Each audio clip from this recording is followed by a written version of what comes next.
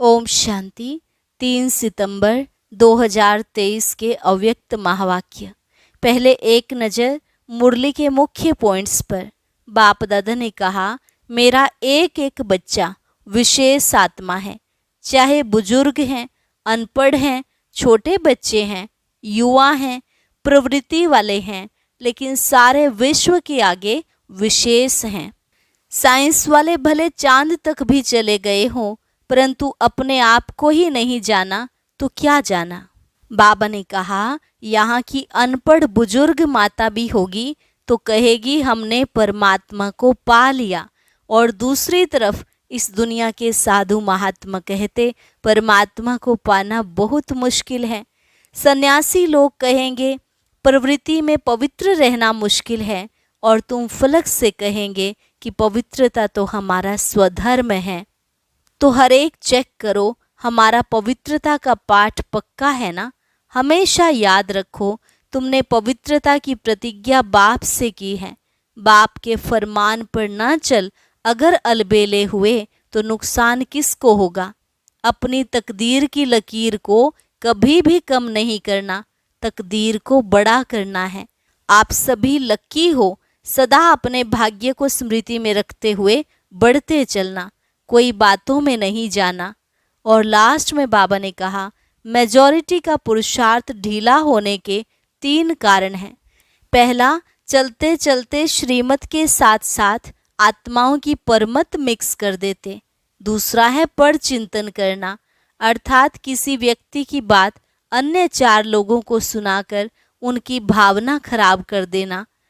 और तीसरा कारण है पर दर्शन, क्योंकि जो दूसरों को देखने में समय लगाएगा उसको अपने आप को देखने का समय कहाँ मिलेगा। और अब सुनते हैं महावाक्यों को विस्तार से। मुरली का सार, पर मत, पर चिंतन, पर दर्शन से मुक्त बनो और पर उपकार करो। आज बाप दादा अपने चारों ओर जो बाप के बच्चे हैं, विशेष हैं, उन सर्व विशेष आत्माओं को देख रहे हैं। चाहे भारत के व विदेश के किसी भी कोने में हैं, लेकिन बाप दादा सर्व विशेष आत्माओं को समीप देख रहे हैं। बाप दादा को अपने विशेष बच्चों को देख हर्ष होता है। जैसे आप बच्चों को बाप को देखकर खुशी होती है ना, खुशी होती है तब तो भाग करके आए हो ना। तो बाप को भी खुशी होती है कि मेरा एक एक बच्चा विशेष आत्मा है।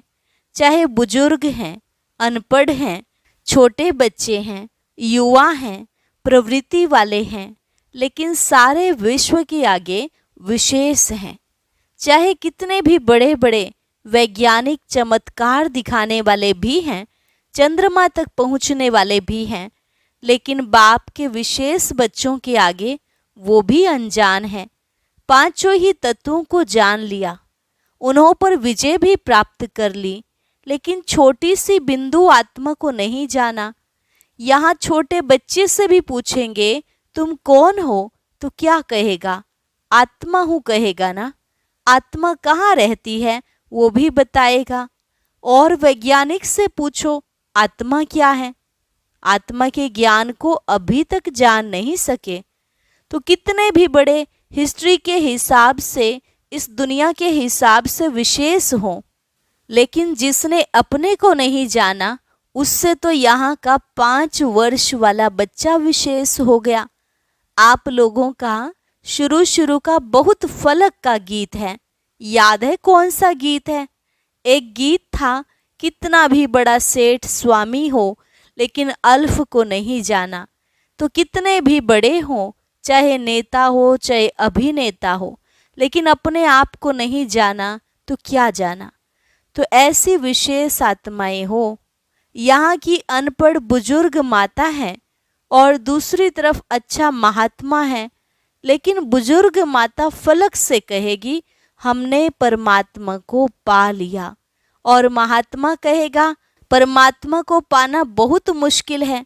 लेकिन यहाँ 100 वर्ष की आयु वाली भी निश्चय बुद्धि होगी, तो वो क्या कहेगी? तुम ढूंढते रहो, हमने तो पा लिया। तो महात्मा भी आपके आगे क्या है? प्रवृत्ति वाले फलक से कहेंगे कि हम डबल पलंग पर सोते इकट्ठे रहते भी पवित्र हैं, क्योंकि हमारे बीच में बाप है।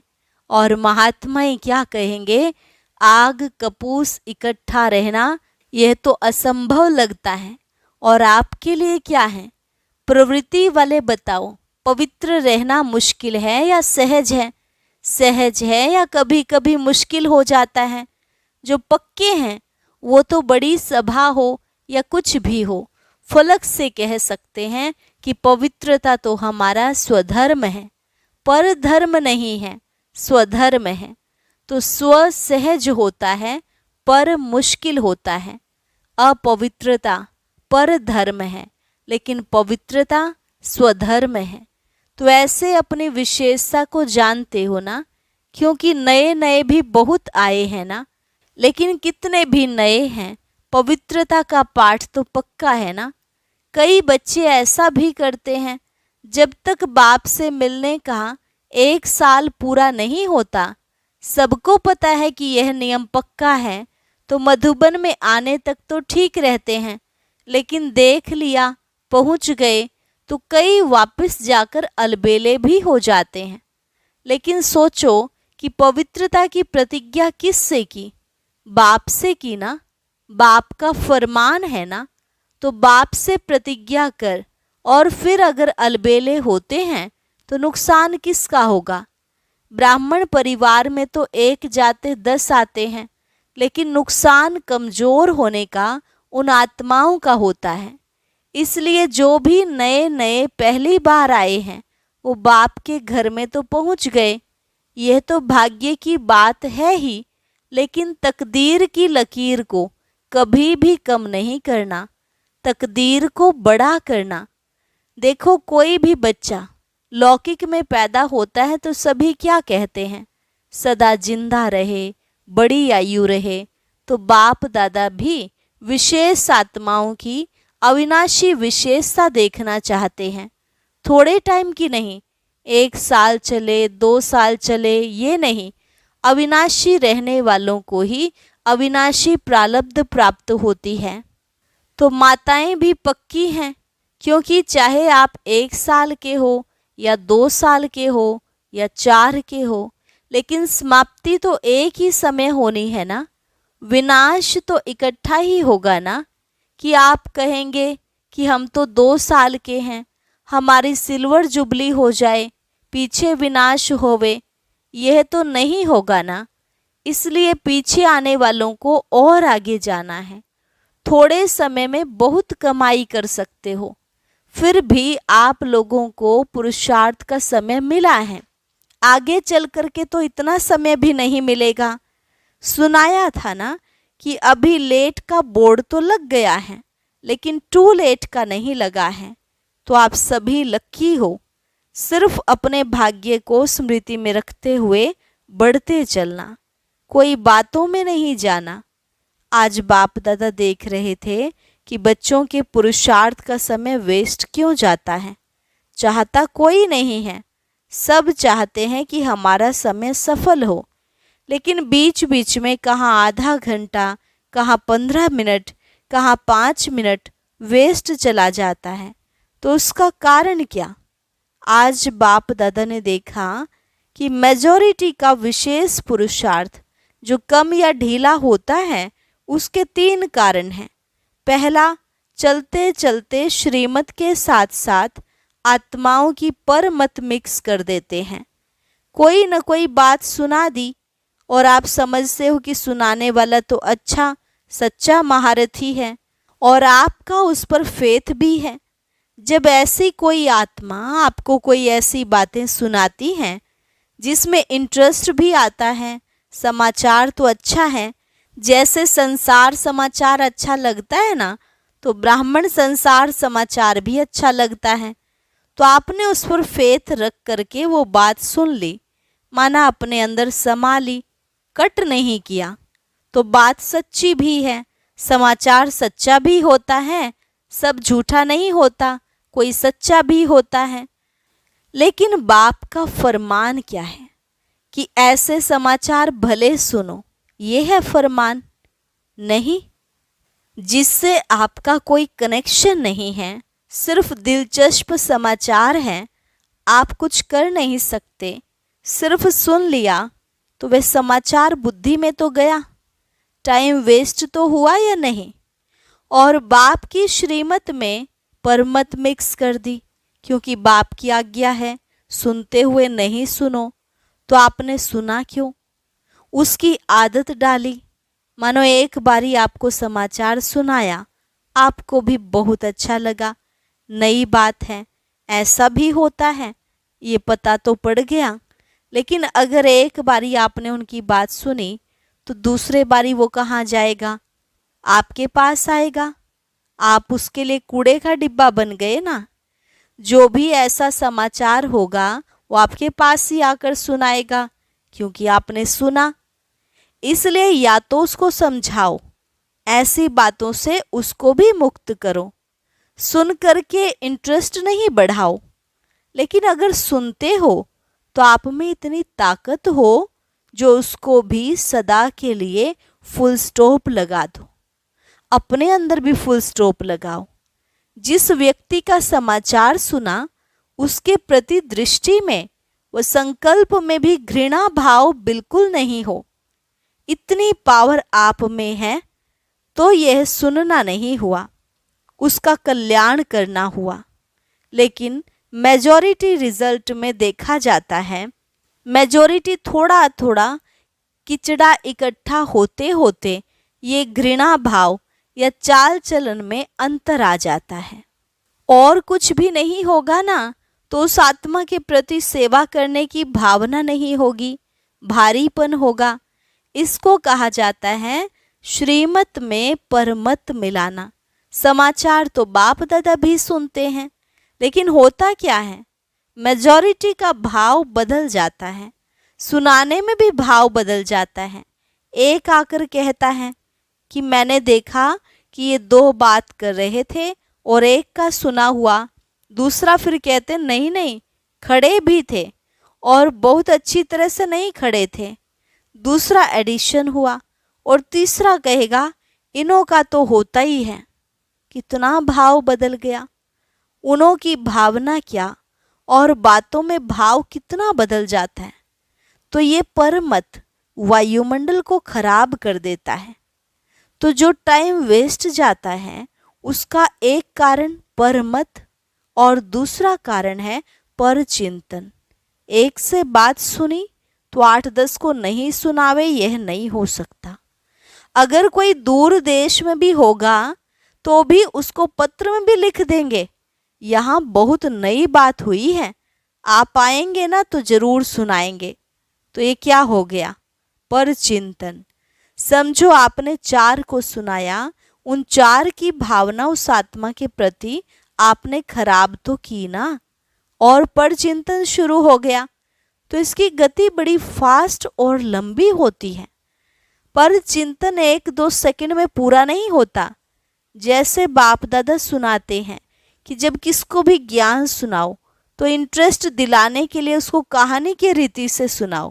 पहले ये हुआ, फिर क्या हुआ, फिर क्या हुआ, फिर क्या हुआ, तो इंटरेस्ट बढ़ता है ना।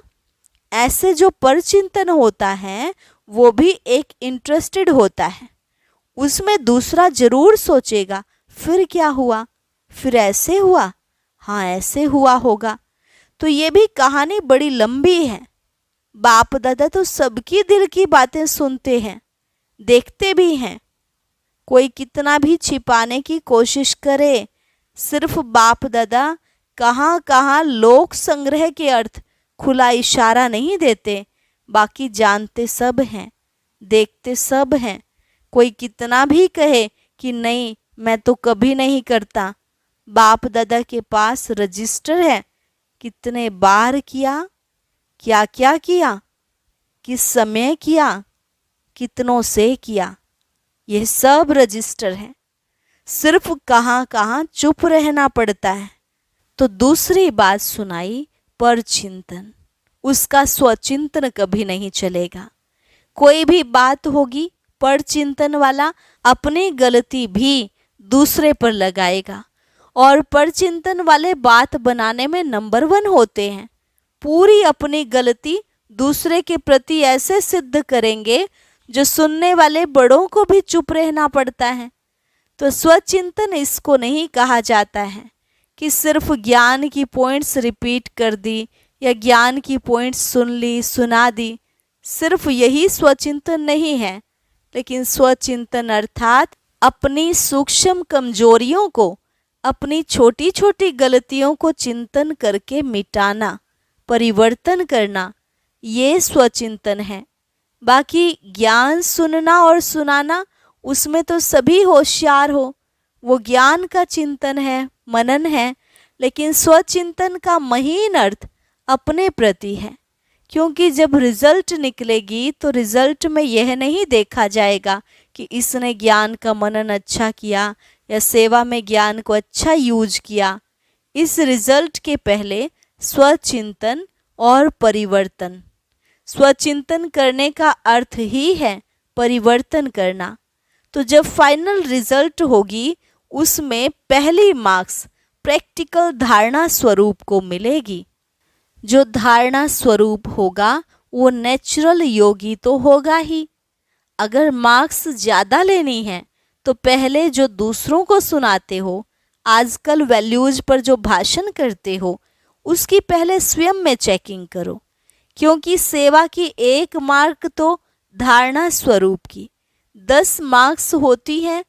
अगर आप ज्ञान नहीं दे सकते हो लेकिन अपनी धारणा से प्रभाव डालते हो तो आपकी सेवा की मार्क्स जमा हो गई ना। आजकल कई समझते हैं कि हमको सेवा का चांस बहुत कम मिलता है, हमको चांस मिलना चाहिए, दूसरे को मिलता है मेरे को क्यों नहीं। सेवा करना बहुत अच्छा है, क्योंकि अगर बुद्धि फ्री रहती है तो व्यर्थ बहुत चलता है। इसलिए सेवा में बुद्धि बिजी रहे, यह साधन अच्छा है। सेवा का उमंग तो अच्छा ही है, लेकिन ड्रामा अनुसार या सरकमस्टांस अनुसार मानो आपको चांस नहीं मिला और आपकी अवस्था दूसरों की सेवा करने की बजाय अपनी भी गिरावट में आ जाए, या वो सेवा आपको हलचल में लाए, तो वो सेवा क्या हुई? उस सेवा का प्रत्यक्ष फल क्या मिलेगा? सच्ची सेवा, प्यार से सेवा, सभी की दुआओं से सेवा, उसका प्रत्यक्ष फल खुशी होती है। और अगर सेवा में फीलिंग आ गई तो यहाँ ब्राह्मण फीलिंग को क्या कहते हैं? फ्लू वाला क्या करता है? सो जाता है, खाना नहीं खाएगा, सो जाएगा।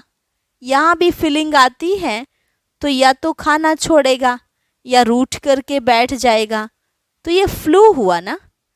अगर आप धारणा स्वरूप हो, सच्चे सेवाधारी हो, स्वार्थी सेवा नहीं, एक होती है कल्याण के भावना की सेवा, दूसरी होती है स्वार्थ से मेरा नाम आ जाएगा, मेरा अखबार में फोटो आ जाएगा, मेरा टीवी में आ जाएगा, मेरा ब्राह्मणों में नाम हो जाएगा, ब्राह्मणी बहुत आगे रखेगी, पूछेगी। ये सब भाव स्वार्थी सेवा के हैं। क्योंकि आजकल के हिसाब से, प्रत्यक्षता के हिसाब से अभी सेवा आपके पास आएगी। शुरू में स्थापना की बात दूसरी थी, लेकिन अभी आप सेवा के पिछाड़ी नहीं जाएंगे, आपके पास सेवा खुद चलकर आएगी। तो जो सच्चा सेवाधारी है, उस सेवाधारी को चलो और कोई सेवा नहीं मिली, लेकिन बाप दादा कहते हैं अपने चेहरे से, अपने चलन से सेवा करो। आपका चेहरा बाप का साक्षात्कार कराए, आपका चेहरा, आपकी चलन बाप की याद दिलावे।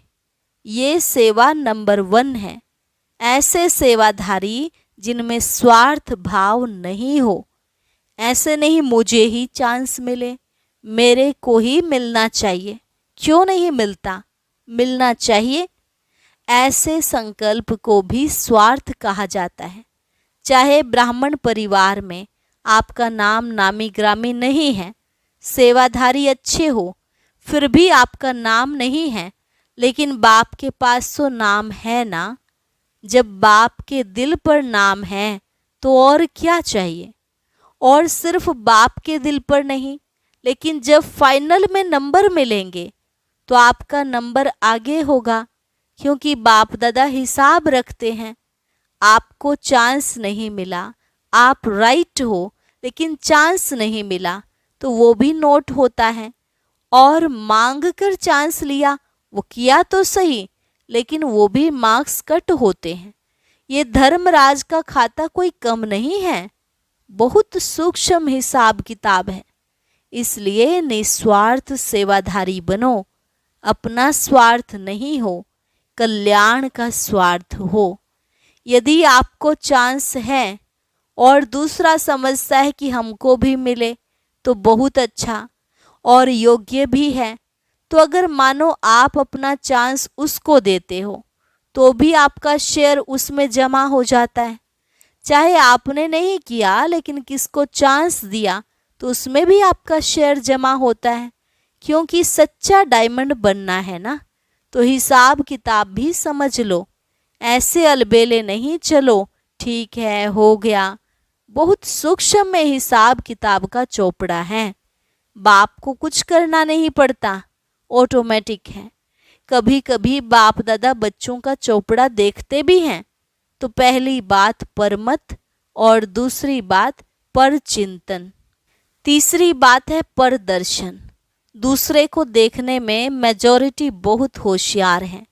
पर दर्शन, जो देखेंगे तो देखने के बाद वह बात कहाँ जाएगी, बुद्धि में ही तो जाएगी। और जो दूसरे को देखने में समय लगाएगा उसको अपने को देखने का समय कहाँ मिलेगा। बातें तो बहुत होती हैं ना, और जो बातें होती हैं वो देखने में भी आती हैं, सुनने में भी आती हैं। जितना बड़ा संगठन उतनी बड़ी बातें होती हैं। ये बातें क्यों होती हैं? कई सोचते हैं ये बातें होनी नहीं चाहिए। नहीं होनी चाहिए वो ठीक है, लेकिन जिसके लिए आप समझ रहे हो नहीं होनी चाहिए, उसमें समय क्यों दिया? और ये बातें ही तो पेपर हैं। जितनी बड़ी पढ़ाई उतने बड़े पेपर भी होते हैं। यह वायुमंडल बनना ये सबके लिए पेपर भी है कि पर मत या पर दर्शन या पर चिंतन में कहाँ तक अपने को सेफ रखते हैं। दो बातें अलग हैं। एक है जिम्मेवारी, जिसके कारण सुनना भी पड़ता है, देखना भी पड़ता है। तो उसमें कल्याण की भावना से सुनना और देखना जिम्मेवारी है, कल्याण की भावना है, वो ठीक है। लेकिन अपनी अवस्था को हलचल में लाकर देखना, सुनना या सोचना, यह रॉन्ग है। अगर आप अपने को जिम्मेवार समझते हो तो जिम्मेवारी के पहले अपनी ब्रेक को पावरफुल बनाओ। जैसे पहाड़ी पर चढ़ते हैं तो पहले से ही सूचना देते हैं कि अपनी ब्रेक को ठीक चेक करो। तो जिम्मेवारी भी एक ऊंची स्थिति है। जिम्मेवारी भले उठाओ, लेकिन पहले यह चेक करो कि सेकंड में बिंदी लगती है कि लगाते हो बिंदी और लग जाता है क्वेश्चन मार्क। वो रॉन्ग है, उसमें समय और एनर्जी वेस्ट जाएगी। इसलिए पहले अपना ब्रेक पावरफुल करो। चलो देखा सुना, जहाँ तक हो सका कल्याण किया और फुल स्टॉप।